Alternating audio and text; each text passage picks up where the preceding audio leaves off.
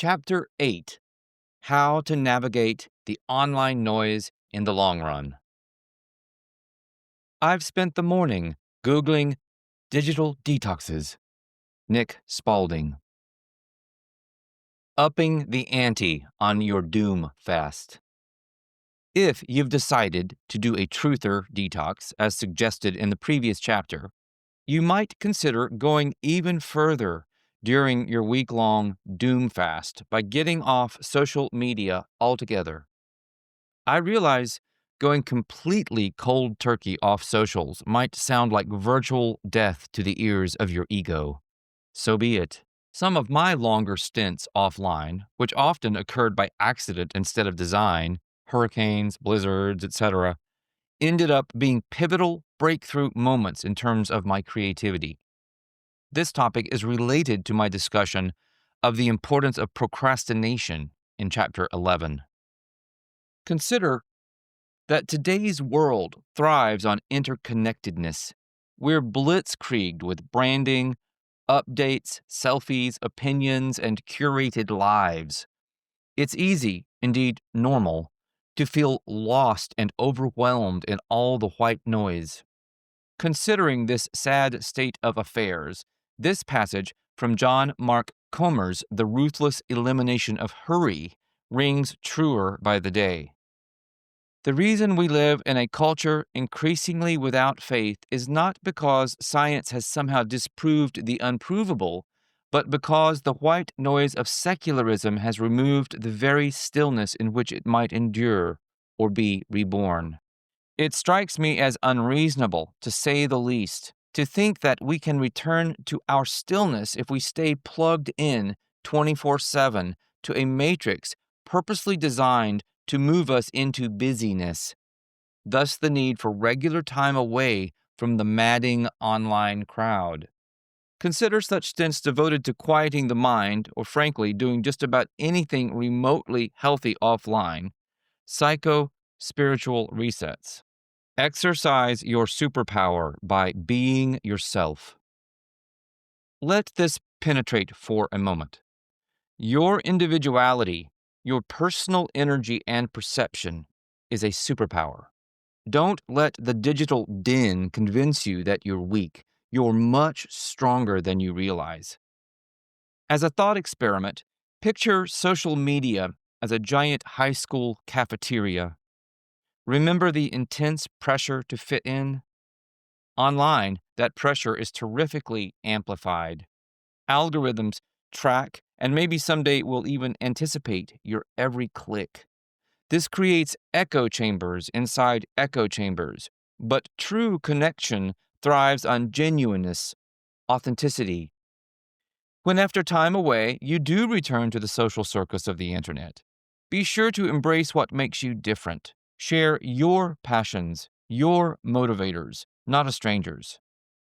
You might be surprised at who resonates with your message, even if your message is that you don't need a message to be yourself. You might make new friends. Your life path might begin to travel in unexpectedly fulfilling directions. As you emerge from your truther and social detox, take a deep breath and make a commitment to use technology as consciously as possible. Be absolutely mindful of the content you choose to consume. When attempting to comprehend a person, topic, or situation, seek out diverse perspectives. But in the end, be sure to listen hard for your intuition, your own personal truthometer, the only one that ultimately matters, that all the white noise is desperately trying to drown out. A world full of identical voices is, in a word, boring. As I put it in the following lyrics excerpted from another song, Living Large, that I hope to release one of these days. If you have a lot to say, know it won't fit in a tweet. If a mind needs a big rhythm, try matching it to the algorithm. Outside the box isn't tolerated, where every outcome's generated, and intellectual negligence worships artificial intelligence. No doubt about it, man. It's hit the fan. Online's a brainwashing bitch, so screw your niche. But hey, that's the point. To throw freethinkers out of joint. To contract upward dreams to downward schemes. Instead of giants, we get wannabes, shrunken yes men and NPCs, fact checkers who can't read, and gatekeepers who don't bleed. The net's a petri dish where controllers grow little fish, tribes of cults and cults of tribes. Our greatest minds have sucked their bribes to give up living large and accept something else in charge. But not me, hell no. I'll gladly burn out before I go, speaking my mind for no one to hear. At least living so, there's nothing to fear.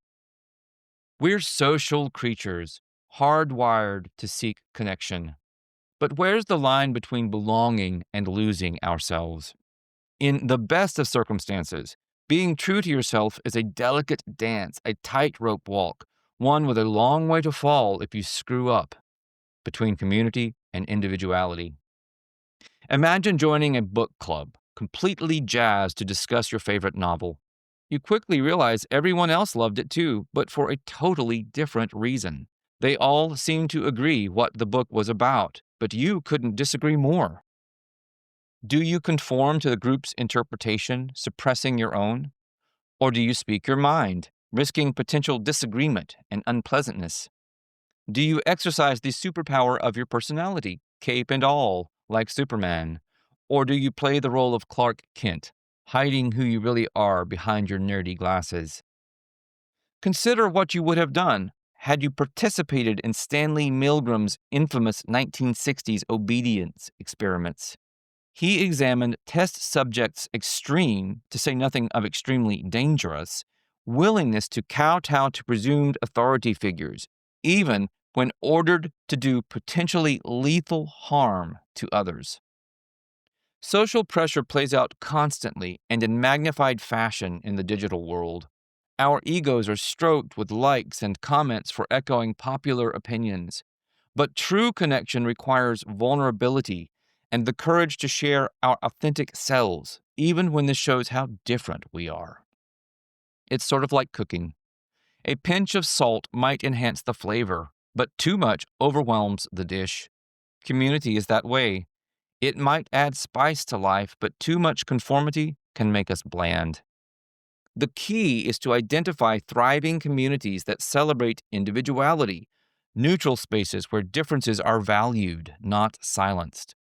Look for groups that encourage healthy debate, where you can express your perspectives honestly without fear of judgment, where you can wear your superhero on your sleeve. And always be on the lookout for seemingly positive communities that are really just closet cults. As I put it in my last book, in my experience, both in the real world and online, things almost inevitably start out as communities with leaders and end up as communes with dictators. Counteracting social media addiction. Let's face it, social media is engineered to be more addictive than heroin. Every notification, every like releases a tiny dopamine hit, keeping us hooked. These platforms are designed to make sure our thumbs never stop twiddling and our minds never really start thinking. Imagine scrolling through your feed, bombarded with images of perfect physiques and worldly success. It's easy to fall into the comparison trap and end up feeling grossly inadequate. Confronted with such manicured perfection, we easily forget that social media tends to present a super distorted view of reality. It's basically a highlight reel, not the behind the scenes. But we have the power to choose how we respond to this veneer of glitz and glam. We can curate our feeds to include a variety of different voices. Remember, social media, like any of today's tech, can be a tool. We can use it to connect, learn, and share our take on things in wildly creative and uber empowering ways. That said, in a world dominated by screens, it's normal to overlook the simple pleasures of offline interaction. Remember the joy of a face-to-face chat not with ChatGPT? The shared laughter over some delicious comfort food? The thrill of experiencing something new without documenting it like a born narcissist for social media? Think about the last time you had a deep conversation with someone, not just an exchange of pleasantries, but a genuine connection where you shared vulnerabilities and engaged in meaningful dialogue. Chances are it wasn't through a screen. Offline interfaces offer a richness and depth often absent from online interactions. We pick up on subtle cues like body language, tone of voice, and even personal energy, allowing for more substantial understanding and empathy. This isn't about disconnecting entirely or permanently, but about finding a reasonable balance. Consider scheduling regular digital detoxes, even if it's just a few hours at a time. Put down your phone, step away from the screen, and engage with the world around you. Go for a spin through nature. Strike up a conversation with a perfect stranger. Rediscover the lost art of postcard writing. You might be astounded at the connections you forge and the richness these bring to your life. Above all else, stay true to yourself. So, how do we navigate this digital landscape while staying true to ourselves? You don't need to become a hermit like Thoreau, but your engagement does need to be conscious. Use technology to enhance your life, not dictate the terms of your existence. First, embrace solitude and quietude. Carve out time for uncluttered reflection away from the adrenalized stimulation of the digital world. Creating art, doing yoga, or even strolling through a public park can help you calmly reconnect with your superpower, your unique inner voice. Next, be highly selective with your digital diet. Stay mindful of the accounts you follow and the content you consume. Consider unsubscribing more than you subscribe for a while. Play the role of a spectator, an observer, coolly assessing how people present themselves before engaging them. Seek out diverse perspectives and limit exposure to vapid echo chambers that reinforce established tastes and biases. Don't be afraid to disconnect, technologically as well as interpersonally.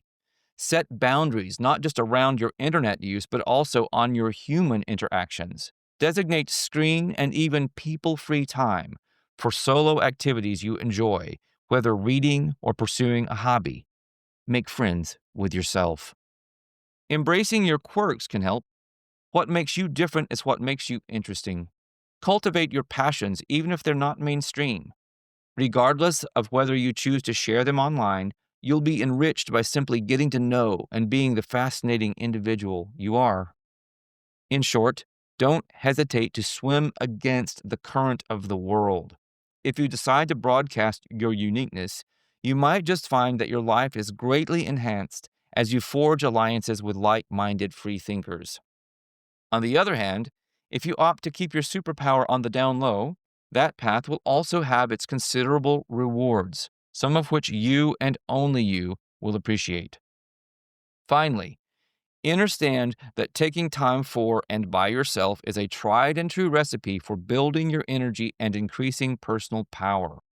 For those following the shamanic and or alchemical path out of the matrix into the dark sea of awareness, learning to go solo is an indispensable survival skill. Start with a single step.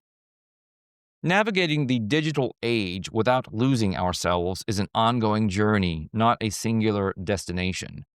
To rephrase campaign strategist Jim Carville's famous line responsible for getting Bill Clinton elected back in 1992, it's about the journey, stupid. This journey all seekers today must undertake is to discover a working balance between connection and individuality, a productive confluence between interfacing with the world and nurturing that still small voice, our truthometer, inside. The goal is, eventually, to have that unassuming voice that articulates our intuition and gnosis replace the dragon's loud and disempowering chatter that plays like an insane tape loop in our minds. That is, until we build up enough power to just say no. Conformity is anathema to this process of rewiring our minds, just as authenticity tremendously promotes it. To quote Dr. Elizabeth Kubler-Ross, a world-renowned writer on death and dying, "It is not the end of the physical body that should worry us.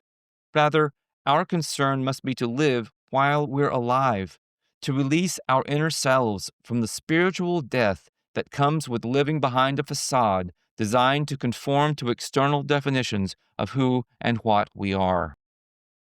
Having the courage to be ourselves, even when this rubs others the wrong way, might seem like a small step in the process of becoming. But as the Chinese proverb goes, a journey of 1,000 miles begins with a single step. Finally, embrace your inner rebel, the rad side of your superhero, even if you have no clue what you're doing and aren't altogether clear as to why you're doing it. Don't hold back from challenging the digital noise with your unique perspective, even if you're the only one listening. Resist the urge to conform on principle. Over the long haul, as your mind becomes more and more your own, you'll thank yourself